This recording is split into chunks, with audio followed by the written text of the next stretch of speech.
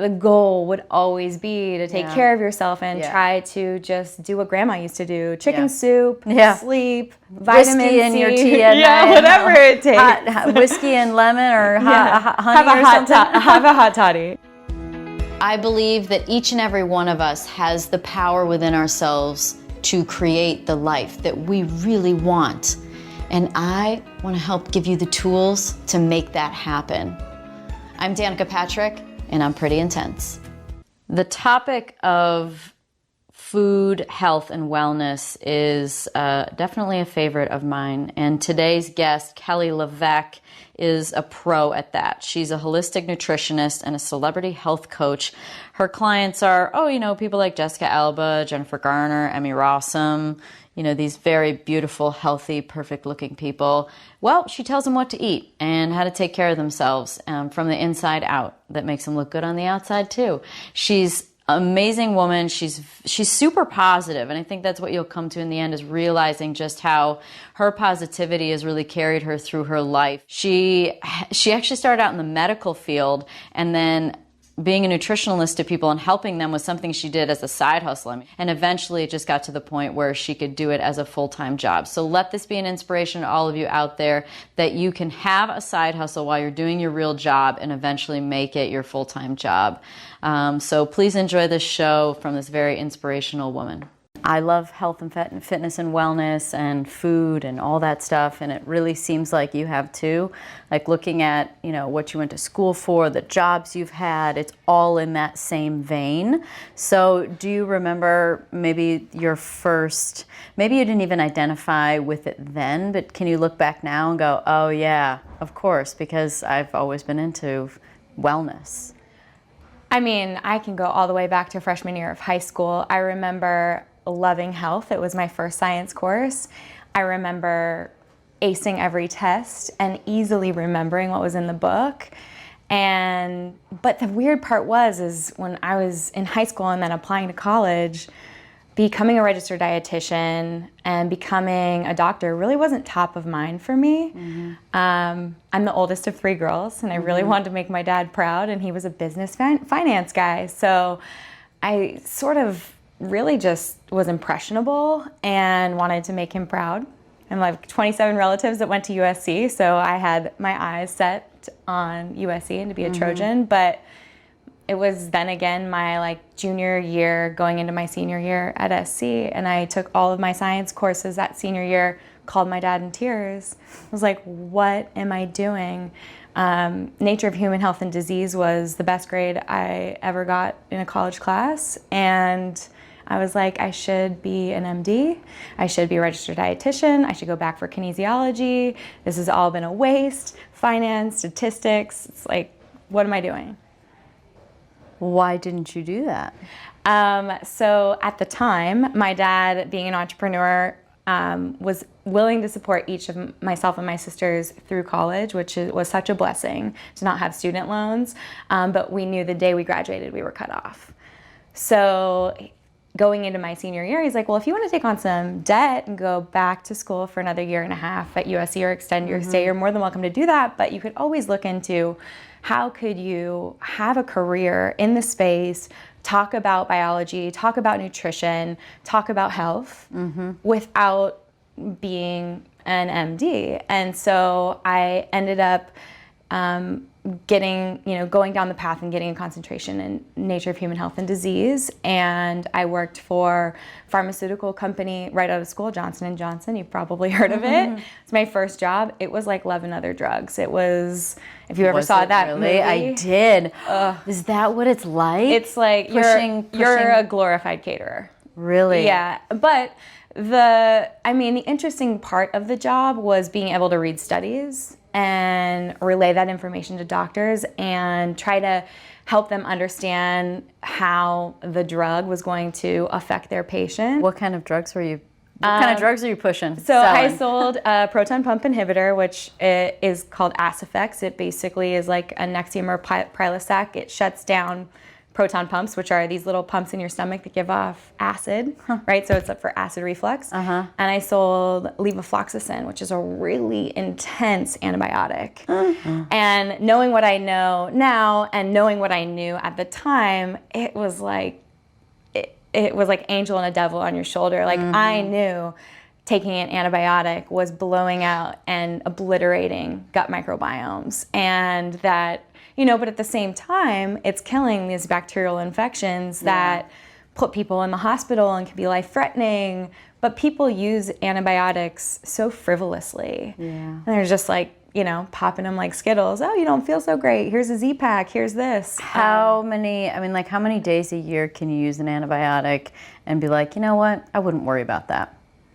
I would say once a year would be my max out. For a week or two. Yeah, but like the goal would be to not ever have to take an antibiotic. And a lot of times people are being treated with antibiotics when it's a viral infection, which means that you're, obliterating your gut microbiome and this amazing ecosystem in your body that produces short-chain fatty acids for brain health. And, I like to say that, keeps your digestion going, but it's, the dry weight of your stool is so much dead bacteria too. And genetic pathways and all kinds of things are affected by these short-chain fats that are produced by your bacteria. So if you're getting rid of all this bacteria, you're getting rid of that layer that protects you from the outside world, and you're affecting your immune system for the future. So the goal would always be to take care of yourself and try to just do what grandma used to do. Chicken soup, sleep, vitamin whiskey C. in your tea at night. Whatever it takes. Whiskey and lemon or honey or something. Have a hot toddy. You probably know about that from the South. Toddies. So it's, I didn't last very long in that job. I moved into a cancer role in actually devices. It was a radiation device that was implanted. So it was, instead of being radiating the whole body for breast cancer, we were radiating a very small area. But the goal with that was to move into a role where I could work in cancer and then eventually move into genetics. So I had this really long career, 6 of the 8 years that I was working in the medical field, I was in cancer and genetics, which I really loved. And I was going to say, did it feel fulfilling? Because it does kind of fill that, MD side of you? The nerd in me loved it. Like getting into the studies and seeing stuff coming. So the last company that I worked for was through it was a subsidiary of the Netherlands Cancer Institute.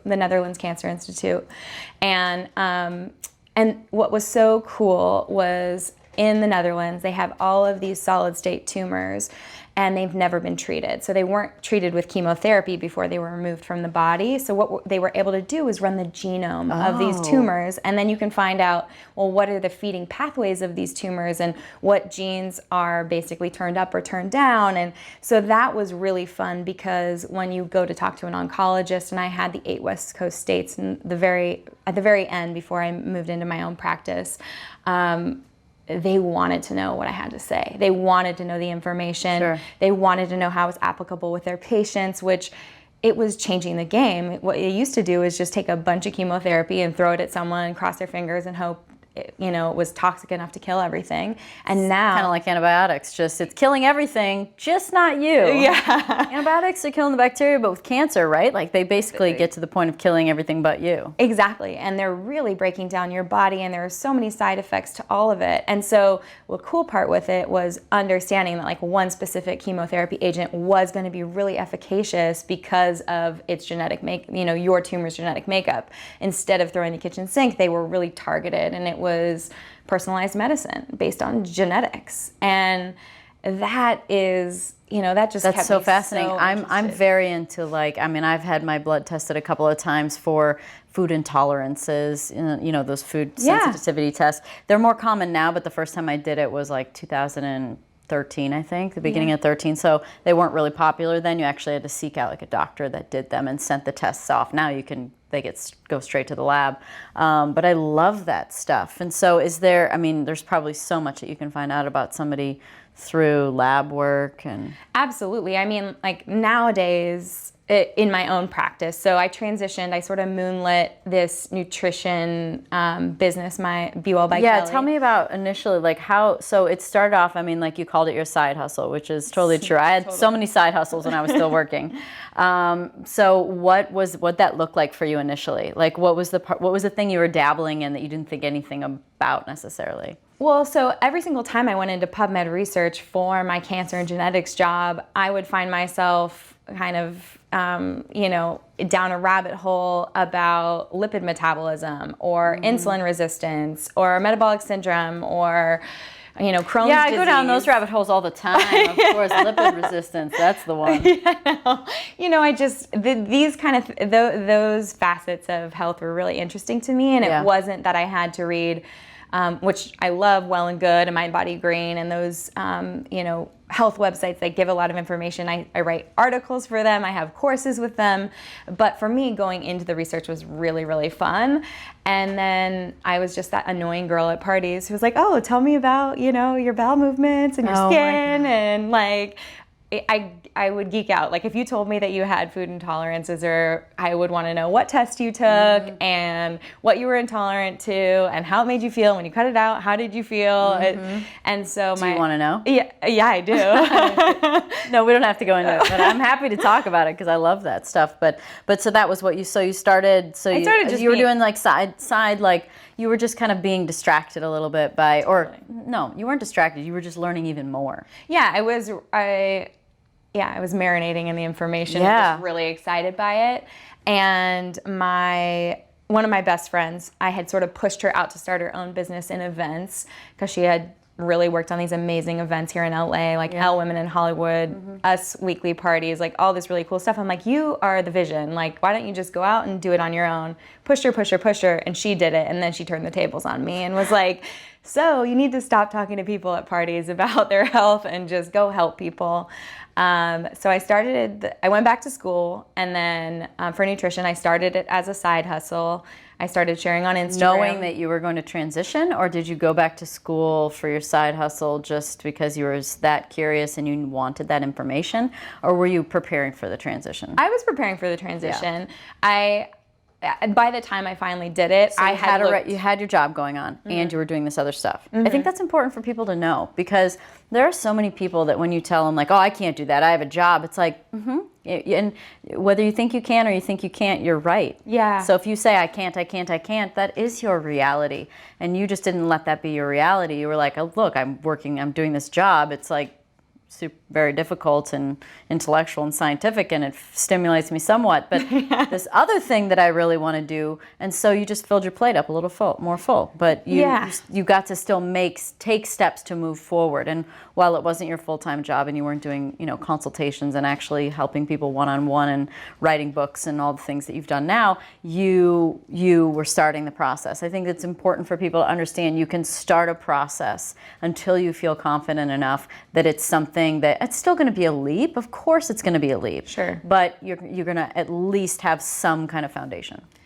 And it's funny that you say that, because I side hustled Be Well by Kelly for 3 years. Really? And I went to school for a little over a year, and I started seeing clients, and I saw clients for almost 2 full years. What? At nights, at lunch breaks, on weekends. Like, I was the girl in scrubs at Cedars-Sinai talking to an oncologist. I would walk across the street to the Coffee Bean, change into a blazer and jeans, meet someone for an hour at my lunch, change in that bathroom, and walk back across the street. You're an inspiration. So, I mean, seriously, it's like you have to want it. You have to. If a side hustle you need to want that to become your main hustle.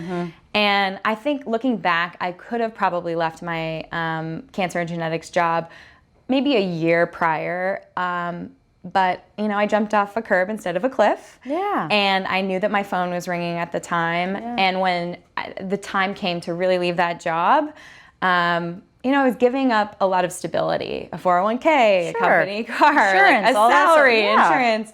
And you didn't have to hire and fire being at your job probably too much. Yeah. So it had to work, and I I was so hungry when that time happened. So it was only a couple months before I was flying to New York and pitching literary agents, because I was like, I need to get this information out there. Wow. This needs to be something that is sustainable. You can't go from being a salaried employee and managing people and taking care of like a big part of the United States for your role to being an hourly employee. Right, you needed something else. You need to diversify to have stability. And so I wanted to help more people, and I needed that.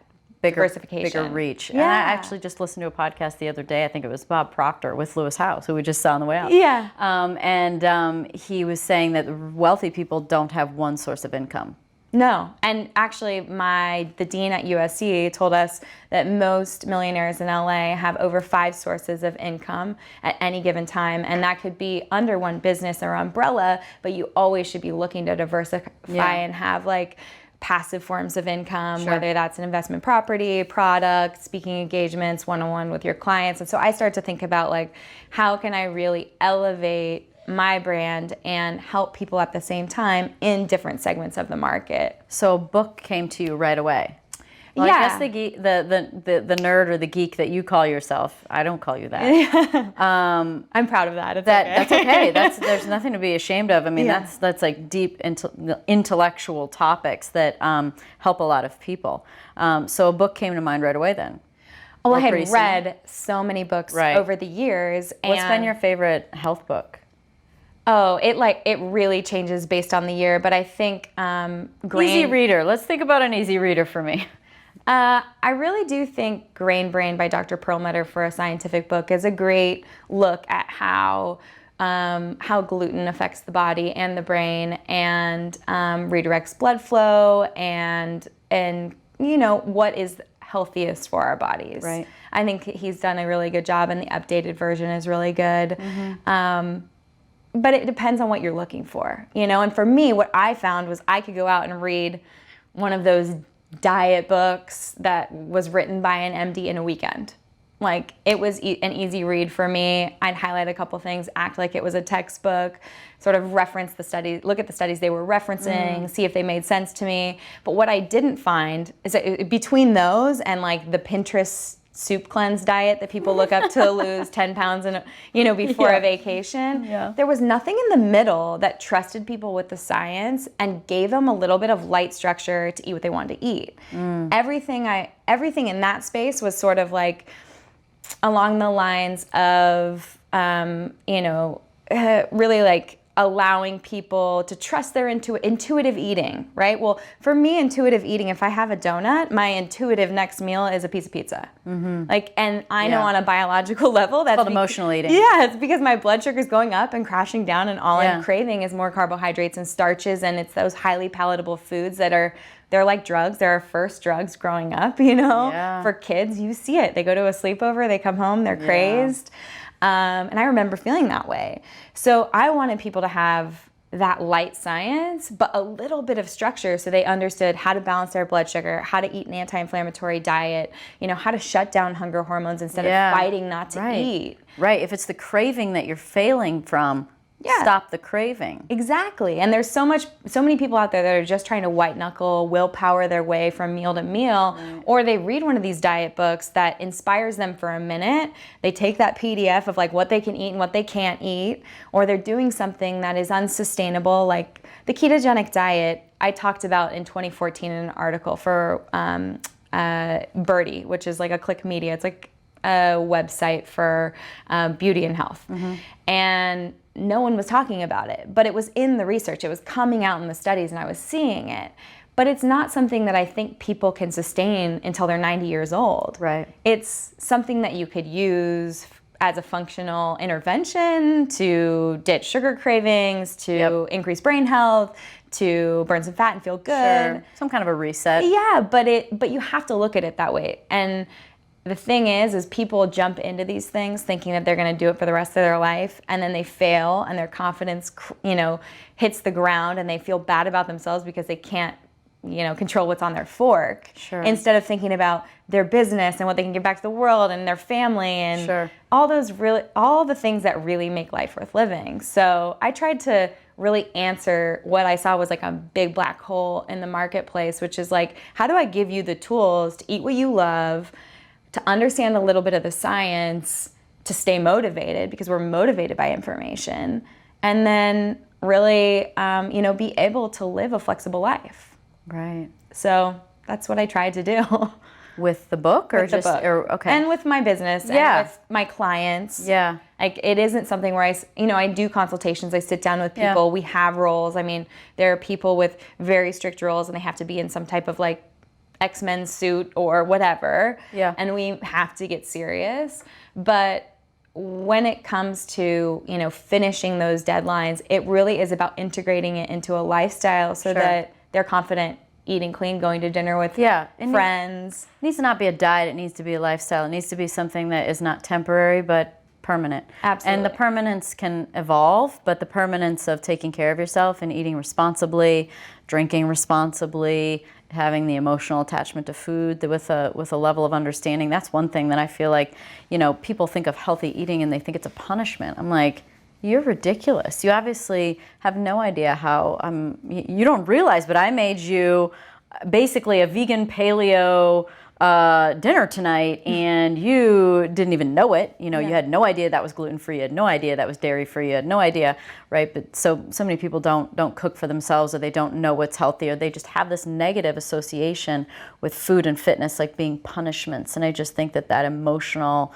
connection or disconnection is so detrimental to people because it's somehow not a positive. Well, and I think a lot of times when people, they have to have the payoff. You have to have the reward. And so for someone like you, who is, you have this amazing athletic career and you're taking really good care of yourself and you're working out and you're eating clean and you're feeling good. Mm-hmm. You know what that feels like at the other end of that. I think for a lot of people, they get into something that isn't sustainable. Yeah. They think that it means deprivation. It feels like deprivation. They never get the payoff. Right. And so they're not motivated by like the outcome. Yeah. And I grew up playing soccer. I remember what it felt like to play a tournament the whole entire weekend, Sunday night, be back at my parents' house and feel sort of like a golden retriever that went for a run. I'm like, I feel so good. I feel so relaxed, like all those happy endorphins. I would always sleep so well. Yeah. Like,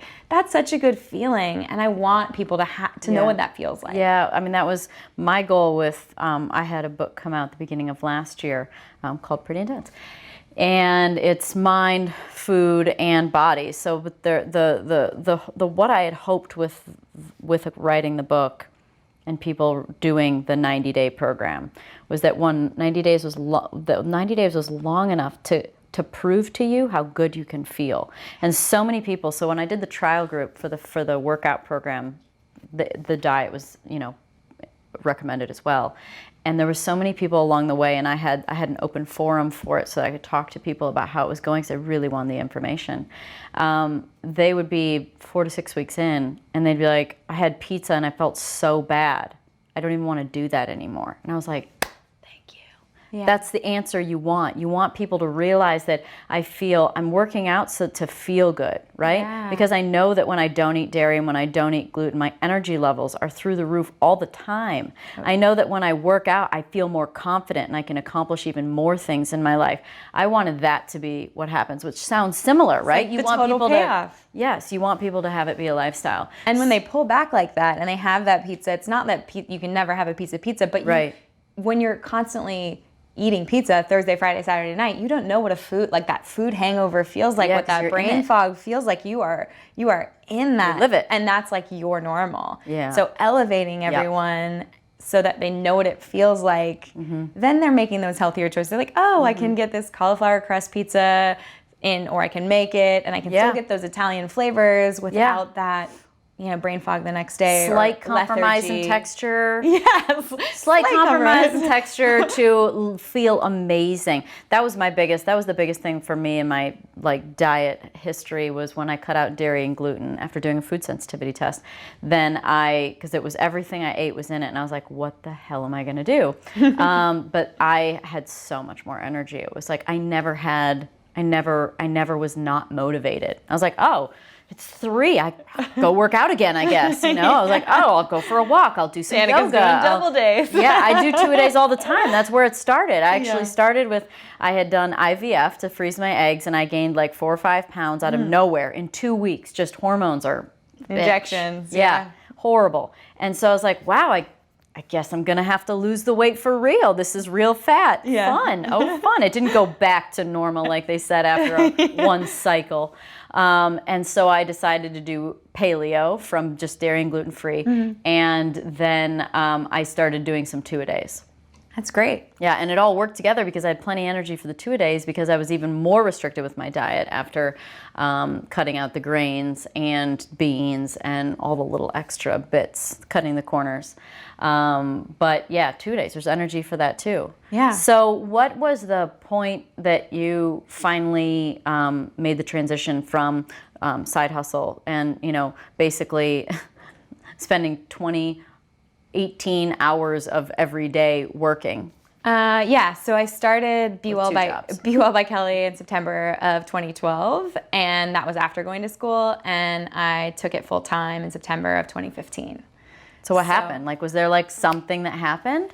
Was there a job that you got, or a client that you got, or? In true Kelly fashion, a gradual curve works for me. So I had told my boss at the cancer and genetics job, I was like, look, she already knew that I had this side hustle. Yeah. We had a really good relationship. I had actually helped her with her food at one of our conferences. We were out at a weekend. So she looked at you and goes, girl, this is so your calling. Yeah, you have to do it. And she's like, but you manage a few of our really big accounts. Cedars-Sinai here in LA was one of these accounts where I had great relationships. I had been working with them for so long. She's like, why don't we see if we can get you a consulting gig for just the summer till September 1st or 15th or something like that. Ended up where it was just a really soft landing, and I knew that was coming because when I had gone to quit, she asked me to stay on to consult for 3 months. But that's still a great story, because people, when you're honest about what you love, it resonates with people. They can't help but be happy for you. So she sounds like she was so happy for you, but yet, you're valuable. So you got to transition easy. It doesn't have to be like a death. It doesn't have to be I quit today and now I have nothing and now I start from nothing. Well, it can not only be a transition, but then it can actually be, like you just said, a soft landing. That's wonderful. It's interesting because I mentor younger holistic nutritionists and health coaches, and so many of them just hate the job they're in so much that they just want to absolutely quit the next day, and they're going to start this big massive business. But I think the hard part with that is the beginning of any business is such a hustle and it's such a grind. And not only do you really want it, but what I didn't have to do was sort of be like a used car salesman. I didn't have to tell my clients, oh, well, you need to sign up for 15 sessions with me.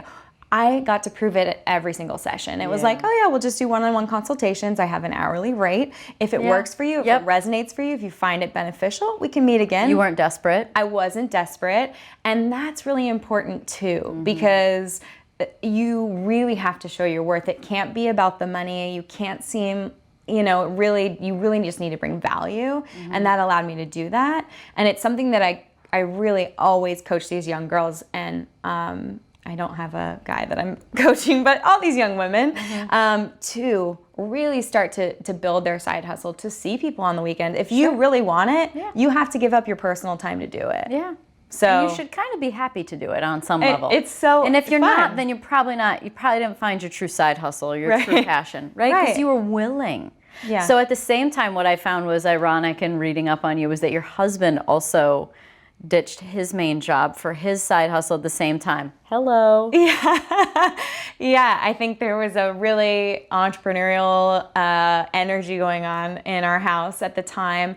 I just was so excited, to be honest. Yeah. Like I said, the first half a dozen clients I worked with, I actually worked with for free for testimonials. And one of them was one of our really good friends getting ready for her wedding. I was up at 5 a.m. with her. I was working out with her to keep her motivated. I was shopping with her. I was like sending her recipes. That's called holding her hand. Yeah, I was. I don't do that with clients now. You have to want it. And I am here to give you the scientific information about the nutrition, and that's about it. But it was really like I was in it, and I was so excited. And my husband, Chris, was an attorney. He was a corporate attorney for 7 years. And we'd been married for like 6 months, and he came home and was like, yeah, so I don't think I want to do this anymore. And I was like, oh, okay. Wow. What do you want to be when you grow up? What was that conversation like? Did this test the relationship, or was it all positive? I mean, I think if it was any of the other guys I had dated before my husband, I would have worried that they would be watching the NFL Network on the couch when I was like out working. Golf all day on Thursday, Friday, Saturday, Sunday. Exactly. But Chris is super driven. He, I brag about him like I'm his mom. I'm like, he was valedictorian of his high school. He had scholarships to UCLA, got into law school. He'd proven it to me that he's like such a hard driven worker. And I wanted him to be passionate and love like what he was doing. Yeah. I'm always optimistic, always glass half full. And so I was like, you can have a year paid and like I'll pay the law school loans. And that's another reason why my side hustle took a little bit longer to take full time. Because he actually he quit being an attorney to write screenplays before I took my job full time. Wow. Yeah, it's crazy. And then, fast you didn't forward. Say to him, hey, babe, you couldn't have maybe written that screenplay while you were still working? I know. Making $5.90 an hour? Yeah, yeah. The problem with that type of career is it was 14, 16-hour days. Many nights I was like making dinner for us and then driving it to his law firm. Well, the problem with law is, of course, there's always more work you could be doing. Totally. So so you don't just go home. You're like, it's just eternal. Yeah, his hours were not as flexible, and we both recognized that. Yeah. So good wife. Yeah.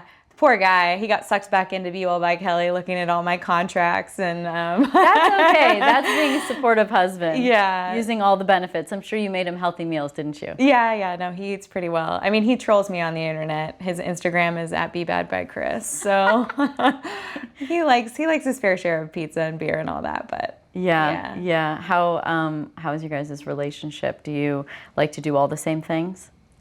I would say we're both pretty passionate about travel and being active. He grew up surfing and playing soccer. I grew up really snowboarding and playing soccer, but surfed a little and he skied a little. So we've had a lot of overlaps. We really enjoy being active together. That's good. I give him a hard time. It's funny, his Instagram has gone dark. He actually eats a lot cleaner than he gives off. Like, he makes himself a Fab Four smoothie every morning, and he's always asking me about the benefits of the meals we're eating. He's a really good student, but I think it keeps him motivated too. But we have our fair share of issues like any couple. He really got sucked into my business. He was copy editing my books, and and in conversation with my manager and my editors, and he had his own Be Well by Kelly email. And then we finished the second book and finished up a couple of contracts for this year.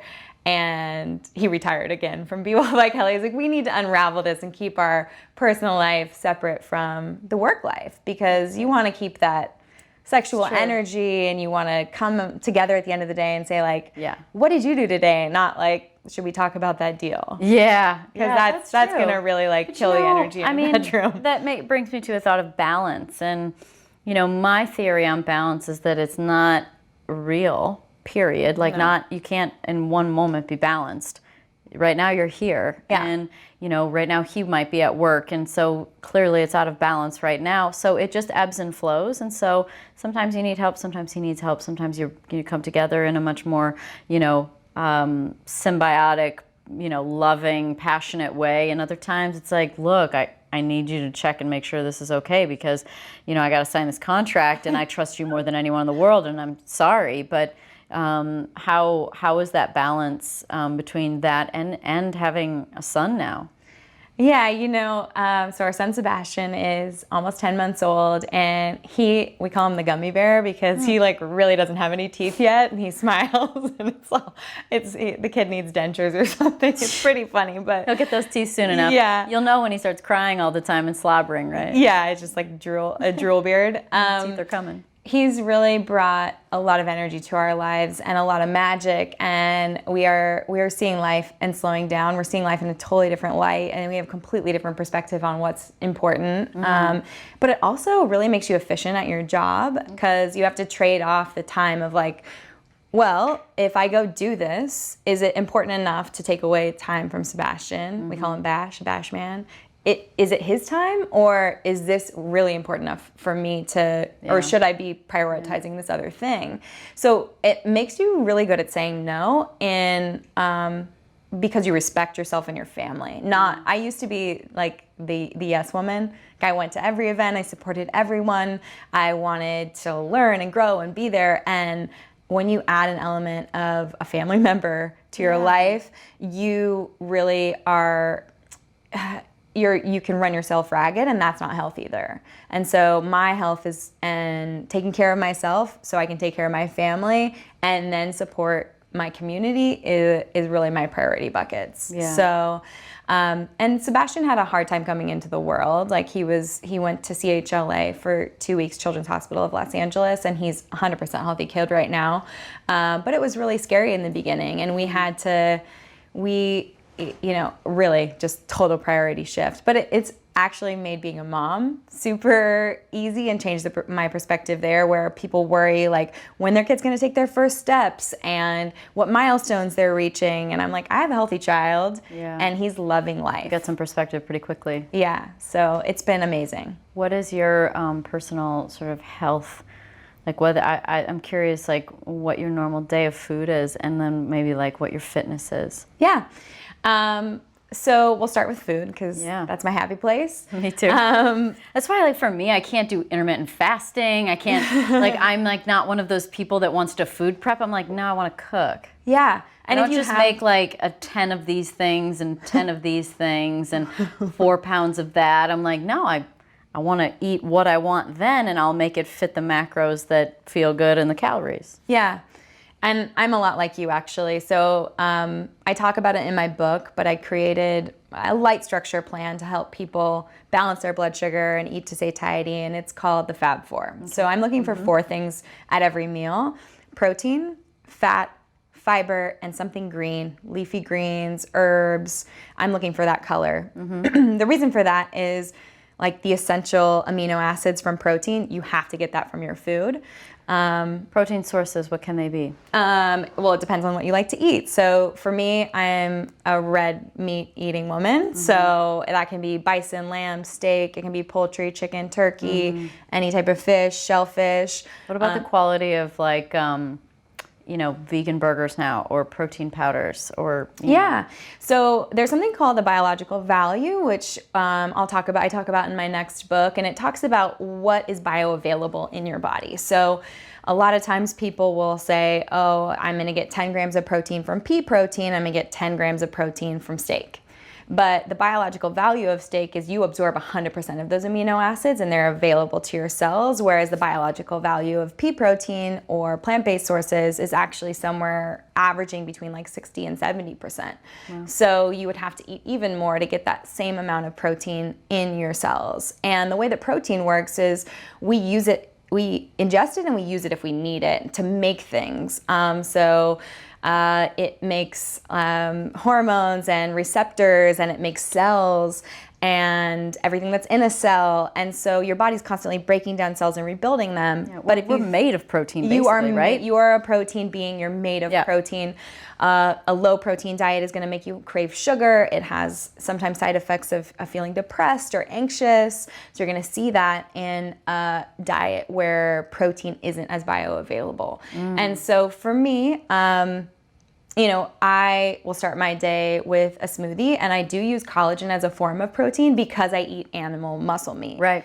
So when you think about what's in collagen, collagen contains a amino acid called glycine. It's a non-essential, meaning your body can make it, but your body makes like 3 grams of it a day.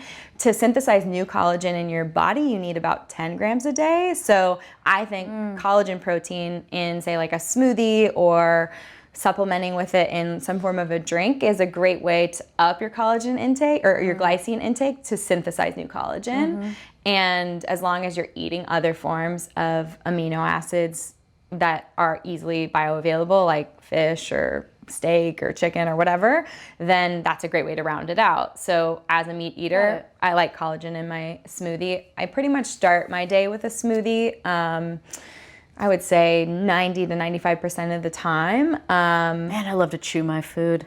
And that's totally fine. Like I have clients who are like, I love your Fab Four, but I'm having like a veggie omelet with avocado. Yeah. Or I'm having like your chia flax pudding so that I can crunch and chew. And that's... Is it all the same, essentially? I mean, like, does it matter? No. Is the smoothie somewhat better for some reason? No, and I actually created a smoothie formula because what I saw on the market was that majority of the smoothies are just full of sugar or they're really thin and they're not stretching your stomach. So back to the Fab Four so you understand this. Yeah. Protein, go through all the categories. I want to dive into each one. Yeah, so each one of these categories, they all work together to regulate over 8 hunger hormones in your body. So it's not... Eight hunger hormones? 8 hunger hormones. I would say I have 16. Yeah, probably. Well, there are more, but these are the main ones that are kind of... I have 100. Screaming at you to eat. Like, hey, it's time to eat. Let's eat something. I'm told that's my largest weakness is that I can't control my hunger. I hate being hungry. Well, it's not fun, And so that's another thing that I work with clients is like helping them understand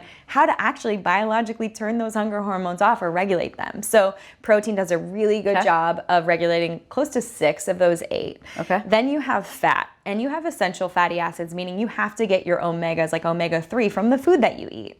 That might be coming from salmon or other forms of seafood. It's also in algae. For my vegan and vegetarian clients, I have them supplement with an algae supplement, but I like to get everything from food when I can. The algae would be like spirulina or something? No, like it's that? actually like an algae oil. Oh, okay. So it's instead of a fish oil pill, it's an algae oil pill because fish eat algae, and that's what makes That's what makes long chain omega-3s. Got it. Go to the source then. Yeah. So exactly, going to the source. So protein and fat are part of the Fab Four, and fat does a really good job of releasing satiety hormones. So it's really that feeling of like, this is yummy, I feel calm, I feel good. It also elongates your blood sugar curve and slows your digestion. And people are like, well, I want to digest my food quickly. No, you want your food to last for you so that you're not needing to eat 5 to 6 small meals a day, because the new research actually shows us that smaller amounts of meals, turning off your hunger and using like a little bit of a shorter eating window is better for longevity. It's better for thyroid health. It's better for digestion. So you're getting at that IF, aren't you? You're I'm not actually. Intermittent fasting is interesting. The research is there, but what I do see with a lot of women is if they're trying not to eat until, let's say, 2 p.m., it backfires.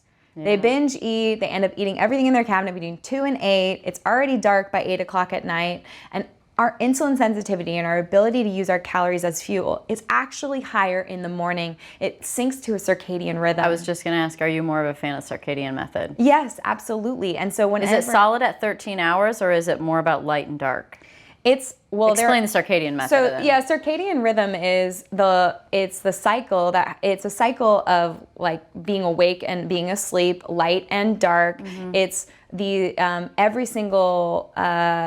every single cell in your body has these little sort of like timers. They know if your body knows if it's daylight or it's night based on light. As soon as I crack and that window has a little crack of light, I'm like, oh, thank God I can get up. Yeah. Until then, I'm like, I wake up and I'm like, oh, no, I just have to pee. Yeah. And I go to the bathroom and I go back to bed again. And then I'm like, oh, there's the light. And I wake up to the light. Yeah, and it's so good to do that because every single time that you're going outside or you're getting that light in your eyes first thing in the morning, your circadian rhythm is syncing in your body. Your biochemical processes are syncing to that light cycle. And another way to sync circadian rhythm is with food. So they're finding that like these triggers to sync circadian rhythm include eating. So when people aren't eating until 2 p.m. and then eating between 2 and 8, it's okay, fine, you're getting the benefits of intermittent fasting, but is it backfiring? Are you overeating? And by the way, you're eating when it's dark at 8 o'clock at night. I'd much rather, and I tell my clients, okay, you want to intermittent fast?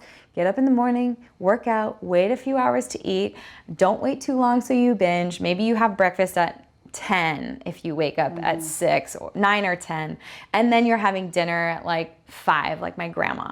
But don't try to force yourself into this intermittent fasting thing that if it's not going to be sustainable for you. And if you have any sort of emotional eating or if, or do better eating multiple meals, because intermittent fasting actually backfires when people don't eat all day and then they eat a high so it glycemic works. meal. The point is that it will work. I mean, if it working as in like regulating hormones, as in losing weight. I mean, calorie restriction is basically the answer, right? So I mean, if you just calorie restriction is interesting. Calorie restriction has been proven to support longevity, but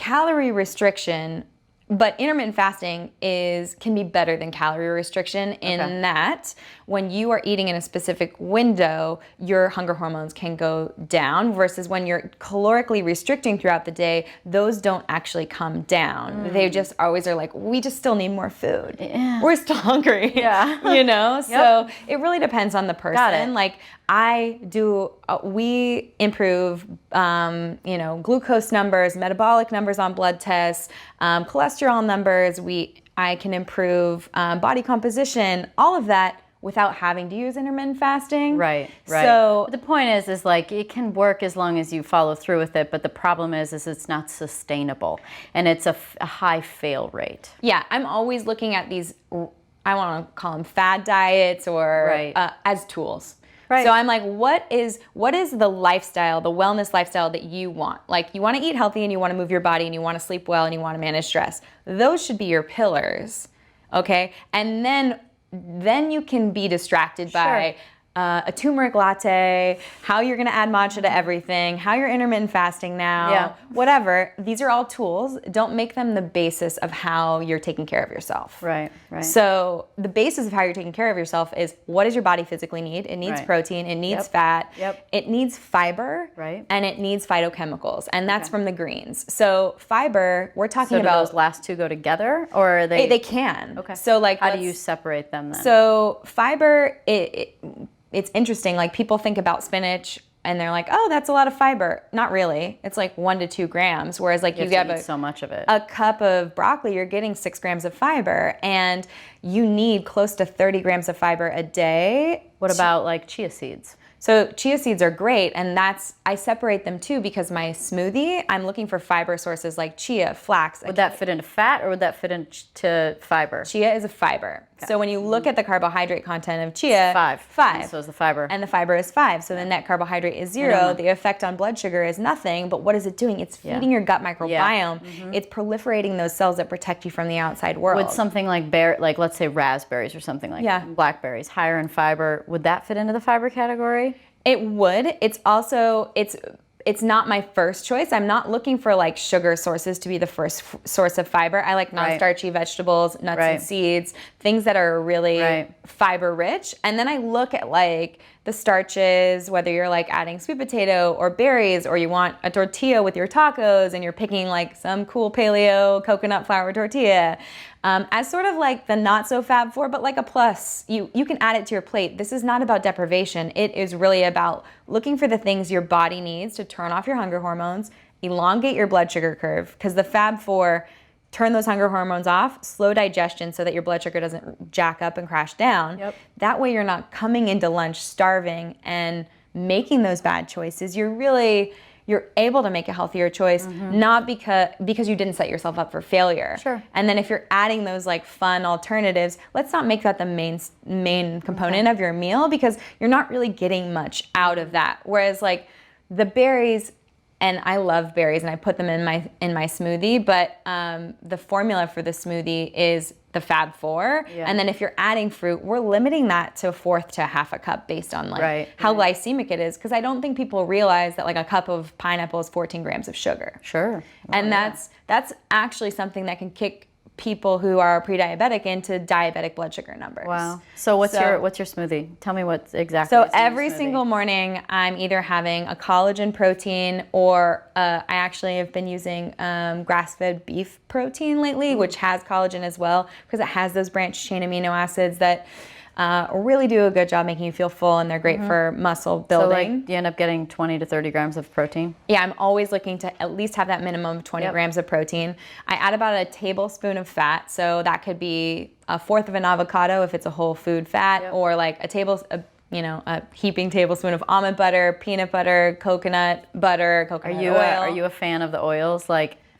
Yeah, so I like a thicker smoothie, and one of the reasons for that is because you have stretch receptors in your stomach. So if you don't have weight from the food that you're eating, which is another reason why I created the Fab Four smoothie, is because all of these smoothies were pourable. They look like almond milk. Water. I'm like, that's not gonna make anyone full. Yeah. So you wanna really stretch those stretch receptors, and the fiber and whole food fats do a better job of doing that, because you think about it, it's a weight. You know? Yeah. But yeah, I mean, I've been known to make a chocolate olive oil sea salt smoothie when I felt like I was craving sweet after maybe, a Super Bowl party, and then that Monday being like, okay, I want to reset. I'm going to throw a lot of greens in this, but I also want it to taste sort of sweet.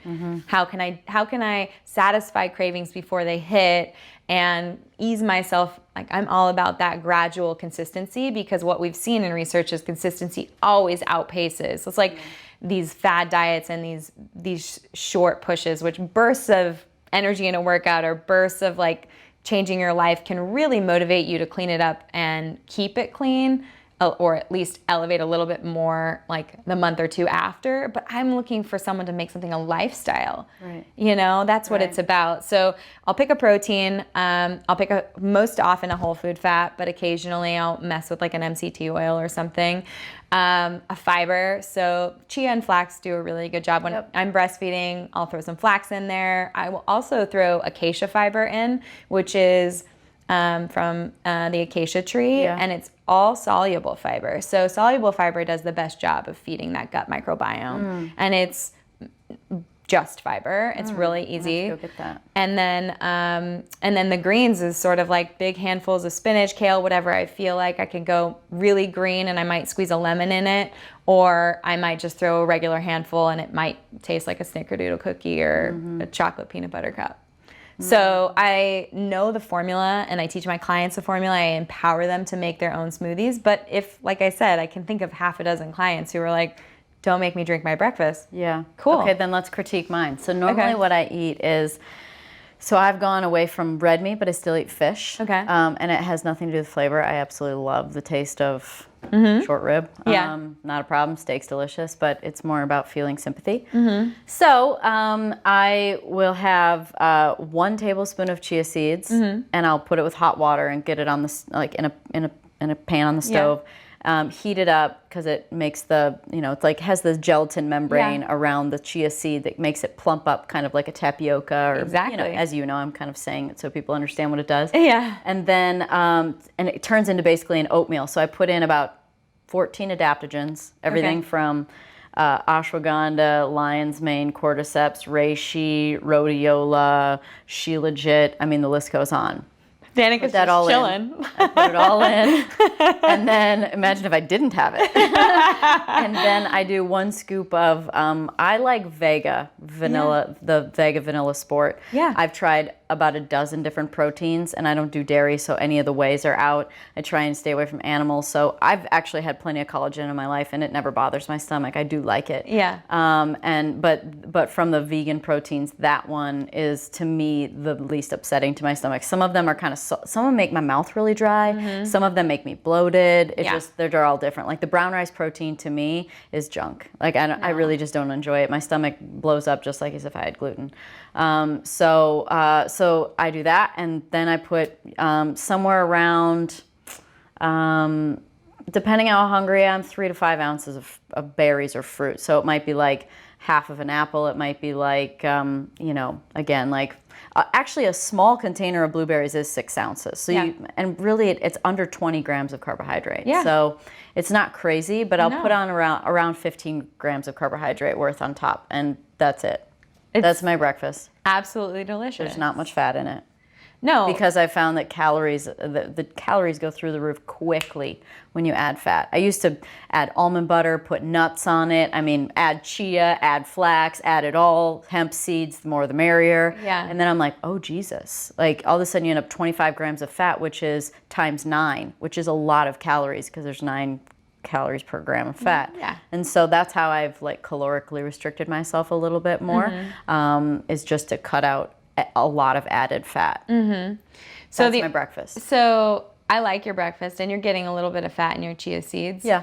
I think when people pull back on the fat completely, they're missing out on some satiety. Yeah, totally. You're totally right, by the way. Yeah. I mean, you do get hungry. Like it does help. Yeah. And so your blood sugar curve, you're going to go up and crash down a little bit faster. You might be hungry 3 hours after that meal versus like 4 to 6 hours after that meal. Yeah. But if you were a client, I would say, I really like that breakfast. I like that you're adding protein powder. You're really getting that, the majority of your hunger hormones calm. I like your adaptogens. There's a good source of fiber there. I like the phytochemical content of the berries. Probably I would say, I would prioritize those just for those benefits. Phytochemicals, the way that they work in our body, which when I say phytochemicals, I mean like lay term antioxidants, the way that they work in our body's always trying to get rid of them. So people think, oh, we're just going to absorb them, they're going to be good for us. But what they do is a lot of times they cause hormesis, where they like come up to our cell and like beat our cell up, and our cell gets stronger. It's like taking your cells to the gym, and it creates, it turns on genetic pathways that create like anti-inflammatory enzymes in our body. So it's a good thing to like look at each meal and say like, do I have something dark and leafy and green? Do I have something like deep red or purple? Yeah. Like those really, that's probably. I'll show you a picture when we're done of my salad last night. It's very colorful. Very colorful. I love that. All the bright kale, purple cabbage, you name it.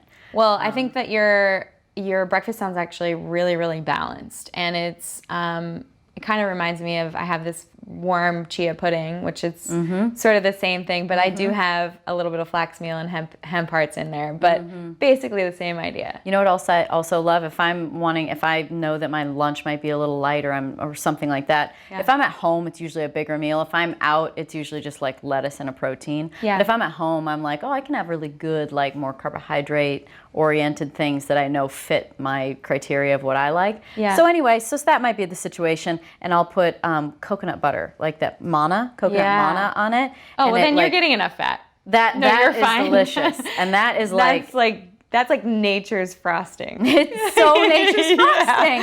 That's exactly how I would describe it. I've actually I've used it before in desserts.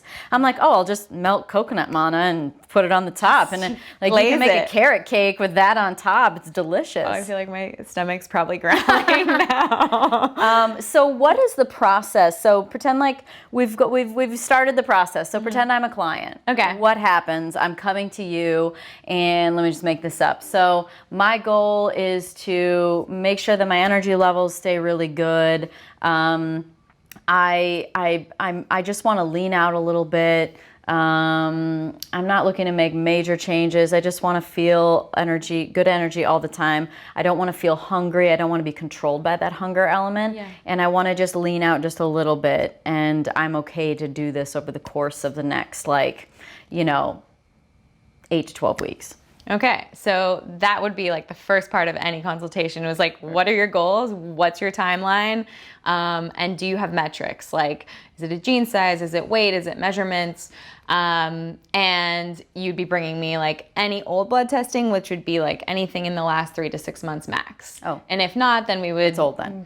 we would probably get you we get you an updated blood test. So then what is it, a draw? Is it a prick? Is it both? So we can do a draw, and I work with multiple functional MDs. So a lot of times we're looking for inflammatory markers like C-reactive protein and interleukin 6. We're looking for your metabolic markers like A1C and glucose and insulin. We're looking at your cholesterol, and then I might, use a glucometer to check your blood sugar during our meeting and where you're at based on like what you were eating and how. Is that a prick on your That's a finger? prick. And a lot of times I'll empower clients to get their own glucometer and treat themselves like a diabetic, because it really you start to understand exactly how and what foods affect you differently. Yeah. Like, it's all going to be based on your gut microbiome. The first layer of digestion happens you chew, your enzymes, it goes into your stomach and your small intestines. And then based on your bacterial ecosystem, there's some breakdown that happens there, and the effect of your blood sugar is going to be different than the effect on mine from the same piece of pizza. So this is interesting. I listened to a TED Talk on someone that was the title of the TED Talk is like, "What's the perfect diet?" Yeah. And I was like, "That's what I want to know." Yeah. So I clicked on it, and basically the point is that you react to brown rice different than I react to brown rice. You react to ice cream different than me. You react to an apple different than me. Yeah. And so it really is about vetting it out yourself. So the fact that you would check your blood sugar to see like, okay, you know what? I just had my normal blackberries and my, chia pudding in the morning, my, oatmeal and my chia oats. Yeah. How does that affect me? And today I'll do it. I'll check it because I did an apple. I want to see if apple reacts to me. Yeah. Or like sweet potato. That would be super. I should try that. Yeah. And I hate needles, but is it the one where it clicks? Yeah, or, it's real easy. It's real quick. You don't have to do that. It depends on the client. So what we would do then is go through day in the life of you. So what I'm missing from you is like, what time did you wake up? Did you work out? Because if you work out before you have that meal, you're going to have a different threshold of like what you can have based on your carbohydrates. Like your muscles will be so insulin sensitive if you did like a HIIT workout or something that, dumped your muscles and they're screaming at you like, give us the carbohydrate sugar, give us that. I normally do. I always eat breakfast before I work out. Okay. I feel bad in the workout, and I feel no difference when I do.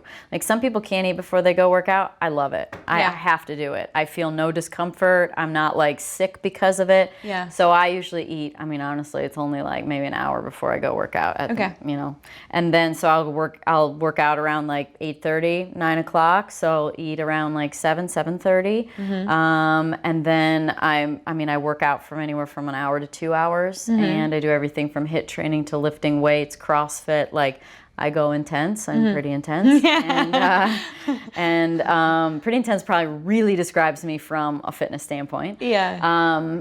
But every category really is applicable. And then so I'm done around 10 or 11 o'clock every day, and then I come home and I'll have kind of what I would call lunch. Yeah. So around 11:30. I try like hell to get to noon just to call it lunch, but yeah, it's all right. I would rather have someone shut down that hunger and eat when they are hungry, eat to completely shut down those hunger hormones, than do some weird like, I'm waiting till lunch or I'm waiting till 1 and I'm gonna have this like little bite of this, or by the time they get there they're so hungry that and you already know it's gonna take like 15 to 20 minutes for everything to sort of register that you've eaten. Yep. So I'd rather you just shut it down when you feel it. So what does lunch look like? Lunch for me, like today it'll be I made some Beyond Meat burgers last night. Okay. But otherwise it might be like a couple of shrimp. It might be like leftover salmon from the night before. I try and get somewhere around 4 ounces is not much, but I do like 6 probably makes me feel a lot better, but somewhere around 4, 5 ounces, 6 ounces if I'm hungry of protein. So today is a Beyond Meat burger, which has about 20 grams of protein in it. Like 17 grams of fat maybe. And then I made a big salad. So the salad has kale, purple cabbage, parsley, peppers, apple, cucumber, tons of vegetables, a little bit of watermelon seeds, which are really high in protein and not as high in fat per gram 10 grams of protein. This bag was 11 grams per serving, and like hemp seeds would have been around 14. So they're a little bit lower in fat than hemp seeds, and good protein, like maybe 10 grams of protein and maybe 4 carbohydrate and 2 fiber-ish, something like that. So there's some watermelon seeds in it, and that's pretty much my lunch. It's pretty perfect. Okay. And then olive oil, a little apple cider vinegar, a little bit of honey. Okay. I do like a little honey in my dressings, and lemon.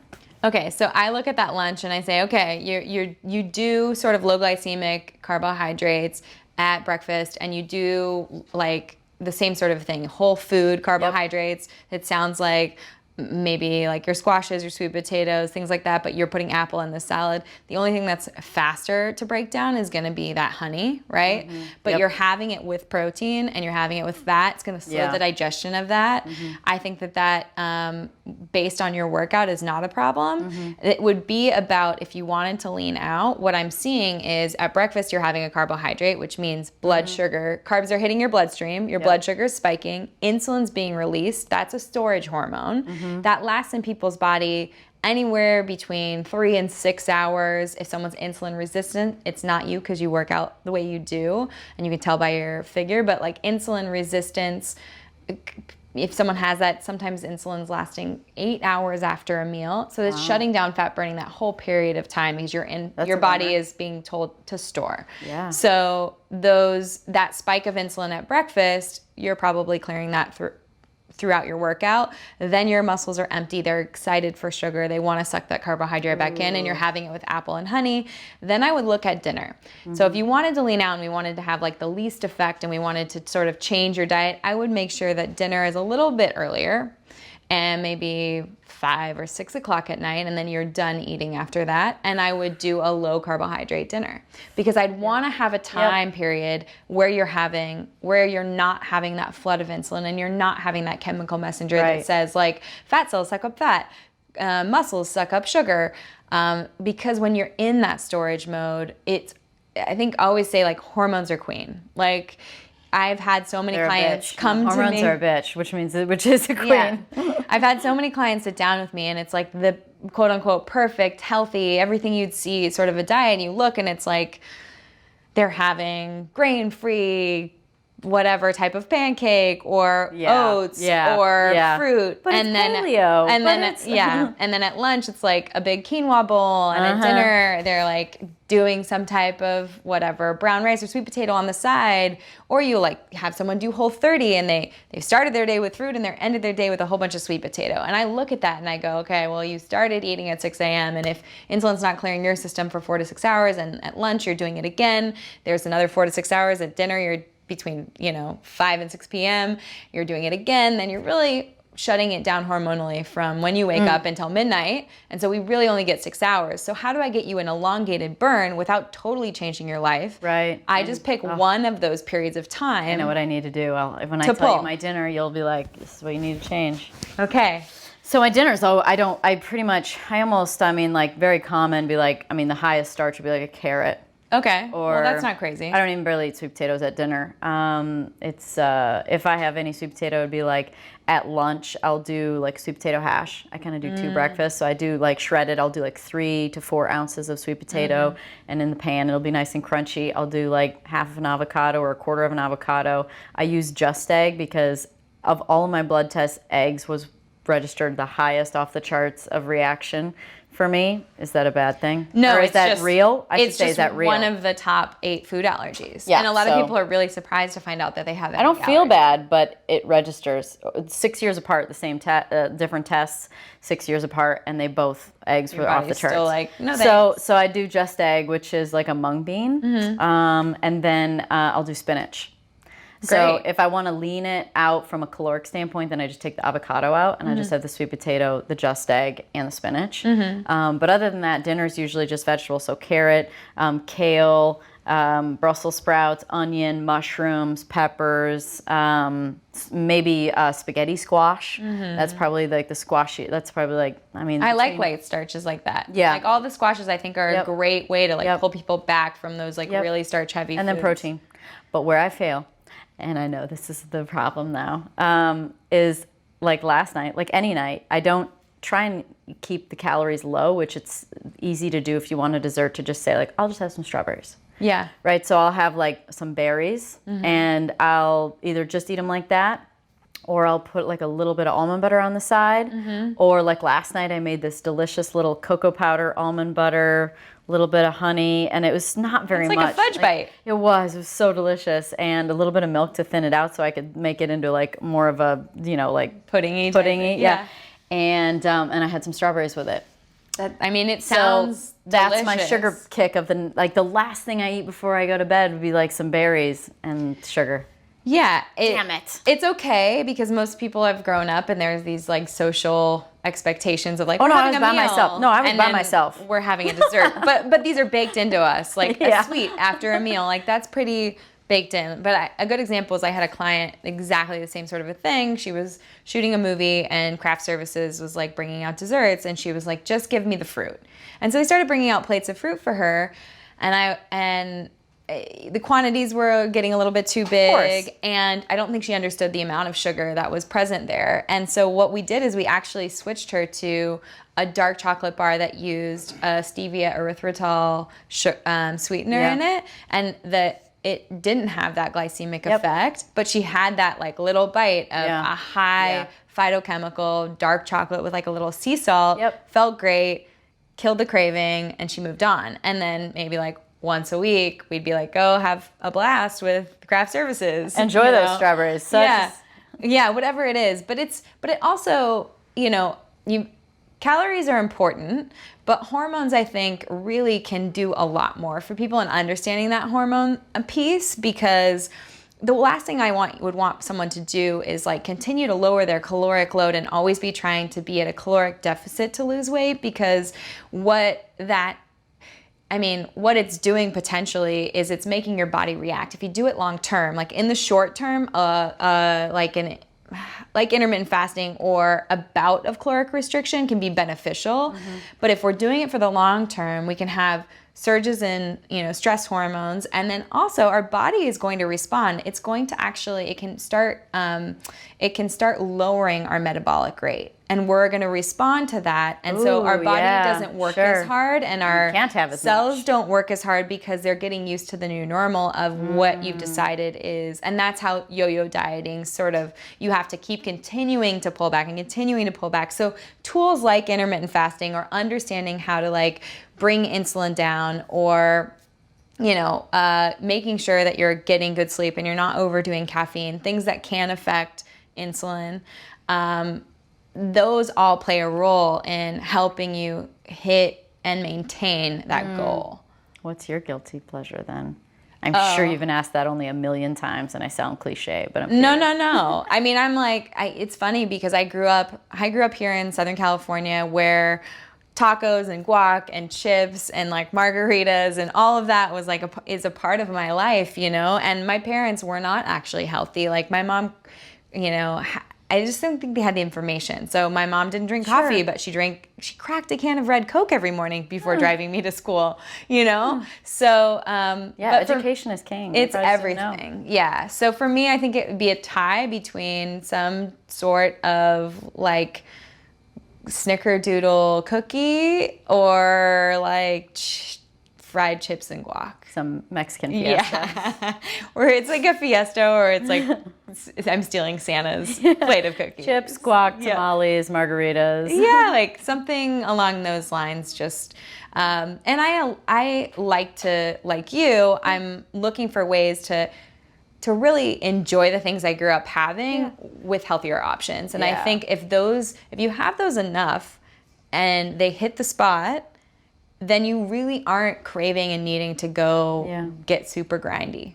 Right. I never want to be desperate. Like I never want to have a photo shoot come up and not feel like I'm like 4 weeks away from feeling really good about it. You know what I mean? Like if I have to do a swimsuit or something like that, I want to know that I'm like a few weeks away from got it, you know? Yeah. I never want to have to be like, oh, got it, so I just stop eating today then. Yeah. That's not a good thing, because like we've covered this. I can't. The last part I want to know about when you talk to clients is if you get into the emotional stuff, if you get into the more of the emotional eating, the psyche, the relation, you know, what might be going on in their relationship or in their life, because, you know, that can be a driving force, but driving force. It's a huge driving force. And we do get into it because it's a part of the stress piece. It's like, tell me about your life, tell me about your relationships, tell me about your relationship with food in the past and how you've used it to self-soothe or self-medicate. And there have been times where my suggestion to the client is not about controlling the food more. It's about like maybe trying therapy, or maybe trying breath work, or maybe trying meditation. And it is not where I'm like, hey, just go download this app. But I do make those suggestions for someone who would like to use that. I have practitioners here in LA that I refer out to if I think someone needs body work, or they need to try breath work, and sometimes it's above my pay grade. And sometimes I have to say, like, we need to work this out first, because and I will only know that if I've worked with you for 4 to 6 weeks and I've seen it kind of crop up, like an emotional scar crop up and really get in your way of eating clean. It's like, we got to move through that emotion. And if you're stuffing food, you're blocking that emotion from moving through you. Yeah. And it's really painful, but we have to face it head on because it's in the silence where we want to just eat to satisfy that hole, or to fill the void. And so many of us have used that. I think about like back in college when I was studying for finals, or, you know, everyone was like eating to study, to stay awake, to, you know, and it was like sugar-based things. It's Adderall now, probably. Yeah. Seriously.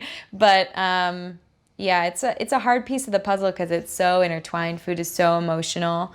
And my goal was always to build a system or build a program that allowed people to take ownership over what they were eating, to really love what they were eating, to have the flexibility to like go to a dinner with friends and not feel like they couldn't celebrate life, and allow for food to be love and emotion without it causing a trigger point for someone to go binge because they broke their diet. Well, I feel like, you know, you operate from this place out of love, not fear. Like you have, you know, developed like the methodology to being a very positive association with it. So like, where did you get that mindset where you connected more with the positive, and you have that positivity, like you're a positive person? So are you. You know, I try, I mean, but it's effort, but you know, sometimes there are stories or transition points, or, you know, some point in time where it clicked for you, where you're like, oh man, I can't do this anymore. Did you ever have that, or has that just been like ingrained in you? Like, was it a childhood thing, or do you have a story? I feel like there's a little bit of an innate, like, glass half full optimistic person inside of me. And what I started to find, when I look back, I'll just get like super vulnerable. When I look back, I went to college and I had sort of always loved health and nutrition and would read these diet books and played soccer and was a captain of my soccer team in ASB, super involved, like loved my friends. Didn't really have a serious boyfriend until college, but I like would go to the dances and have fun and had a lot of confidence. And I would read the diet books for the science, and I would maybe do them just to try them out for a couple of days. It never lasted long term, but it never made me feel bad about myself when it wouldn't work. But then I dated someone who, being a serial monogamist, my parents have been married for over 40 years, like, I was being cheated on without knowing it. He's, you know, an athlete, a good-looking guy, and it was the first time my confidence took a real hit. And so I started to read these diet books, and sort of really it manifested in me like needing to change my body.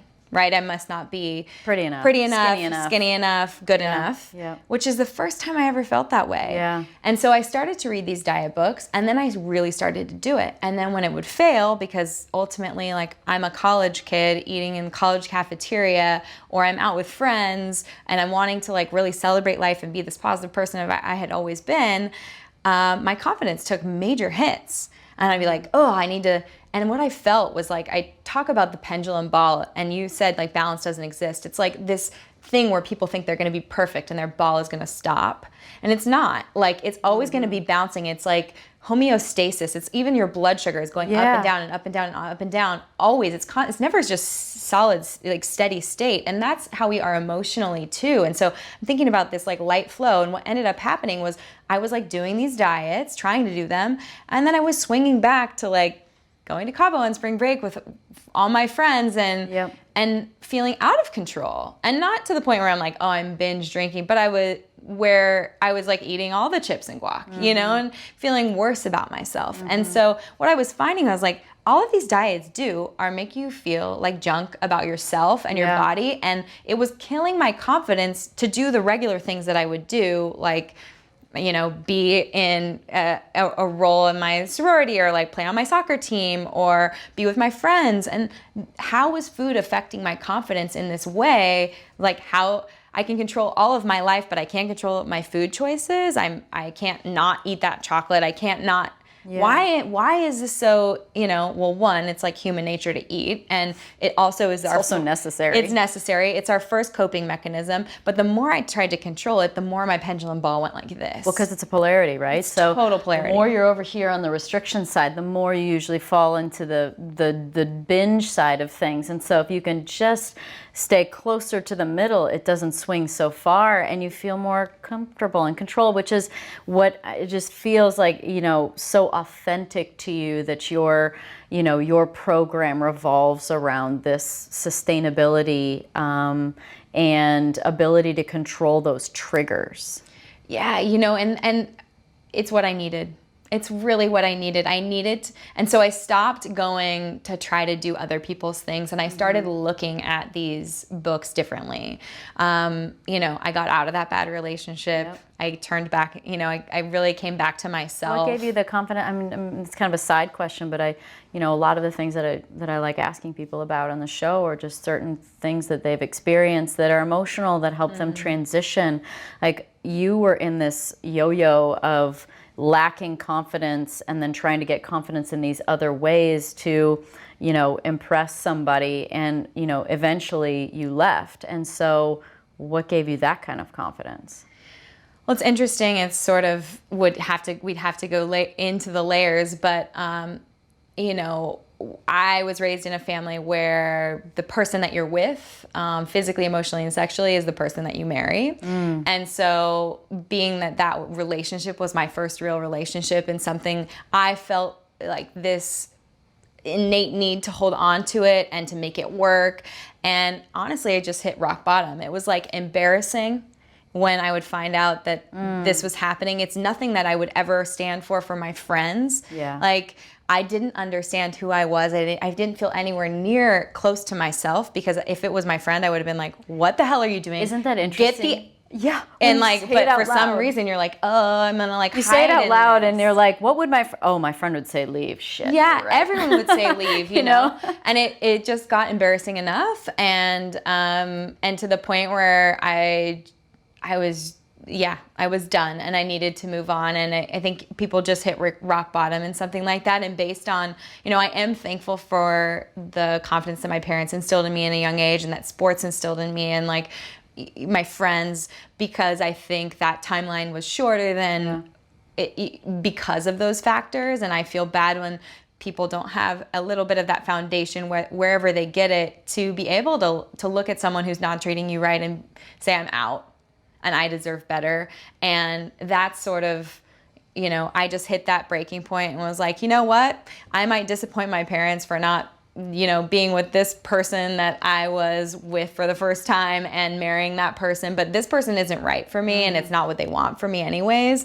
And I'm going to own that. And go back to being myself and taking care of myself first, and then we'll, see who I meet. And your perception on the situation was, of course, that was who you're supposed to spend forever with. And I bet your family was probably pretty happy it was gone after. Yeah, oh my gosh. So it's really glad living that went in up your in own smoke. Head. Really Yeah. living in your own head. And that can be a problem, too, where we just live by these subconscious paradigms that have been established for us that they're really ours. They're Right. not real. They're just in our head. Totally. And it's really owning who you are and like really getting to know yourself, not who you were raised to be, understanding who you were raised to be or what expectations. A lot of my parents' expectations were things that really helped me to excel in my life, right. and really rounded out who I am as a person. But there was I think about that with my son now. I'm like, oh gosh, like I want to create expectations for him that allow him to excel, but I want him to have the freedom to create and be anyone he wants to be without. What are the most important, like what are the things that you've held on to that you're like, these values are values that I never want to let go of? And then what are maybe a couple that you've come away with as you've grown up to go, look, I didn't realize how important this was? Yeah, I would say that my parents instilled a really strong work ethic in me. So it was never about applauding the A, it was applauding the effort. So my dad always asked us when we got our grades or when we played a game or when we were with our friends, did we show up? Like, did you try your best? Because it wasn't, did you score the goal? Were you the best person on the team? Did you get straight A's? Because that was rewarding the end goal. And what he did instead, and what my parents did instead, was they rewarded the effort. And so I was never afraid to do anything different because I knew with enough effort, I would get there because I knew how to hustle. I knew how to drive. I knew how to put my head down and do the work. Mm-hmm. And so I wasn't afraid to try something new. And I think that is so important for kids nowadays is we're applauding things that they're good at. So maybe, they're good at a certain sport or they're good at a certain class, and then they end up feeling safe in that and creating a career in that without even asking themselves, do they like this? Mm-hmm. So I really loved that. I think my parents did a good job when it comes to that. I think some of the social expectations, it's sort of a catch-22 because I really do love that I wasn't really boy crazy and I really was about me, which I think our younger generation is doing a really good job of in junior high and high school now. And I really hope that continues to be something that young women really focus on is who they want to be, the career they want to build. Yeah, you're right. Like I really positivity really coming out in you right now. Like I really love the positivity of the positivity is coming out right now. Yeah, like I love that. But there are some expectations that I think will make people feel shame, and so I'd like to leave some of those expectations, those social expectations, to my child. Yeah. Like just really have an open conversation with them about what it means to be human. And did you grow up in a religious household? Mm-hmm. Shame is such a common word with people with religion. Yeah, and it is. I'm traditional Catholic. I grew up in a Catholic family, so there's always the layer of like forgiveness, right? And always being able to be forgiven. But in a lot of religions, you look at like wars and expectation and shame, and there's a lot of that where I'm really about the person and whatever they want for their life, whatever their truth is. And so I don't really relate to some of those expectations because I don't think people need to feel shame for being who they are and having life experiences. Mm-hmm. What I do love about it is that when it is a good place for people, where it is a good place for people to like have community or to support people in their community, but I don't, it's a hard line. It's hard. It's It's not a hard line on this side. It's a hard line for those that have the line. Yeah, right? exactly. I mean, that's the thing, is that anything that draws lines in the sand and has like rules. I mean, you know, there's no gray. Right. I mean, it's like black and white. Yeah, there's no gray, and life is all gray. Yeah. It's all shades of ombre, and people need to be okay with that. Yeah. Yeah. So I would say I'm ombre, whereas like generations before me were very black and white. Yeah. How do you want to raise your son? I really just want him to be happy with who he is. I want him to get to know himself. I want him to be excited and thankful and really grateful to live every single day. I think we are blessed in a way where he, with hustle, with drive, with effort, like he really can be whatever he wants. And he's a healthy young little boy who sky is the limit. And I want him to feel that, be grateful for that, and give back for that. Mm-hmm. So I'm sure you're going to do a great job. You're a very positive person, you have a lot of really good ideals and mindsets and goals and visions, and just, you know, I think that positivity is, and truth, right? Truth vibrates at a very high frequency. So I think you're going to raise a wonderful boy into a man. Thank you. Hopefully a very vulnerable one. That's right. I mean, I think that, you know, the paradigm is shifting in the world of men and women and masculinity and femininity. And, you know, I was just talking to Lewis Howes about that. He wrote the book, Mask of Masculinity. And, you know, I do think that paradigm shift is happening. And so, you know, culture is coming around, and it's going to be acceptable to live and speak and, you know, be in your truth, which is always the best place to be. Totally. Thank you. It was a pleasure. Thanks for having me. Yeah. Thanks everybody for listening to the Pretty Intense podcast today. I hope you enjoyed it. If you like what you heard today and you want to hear more, please click on the subscribe button.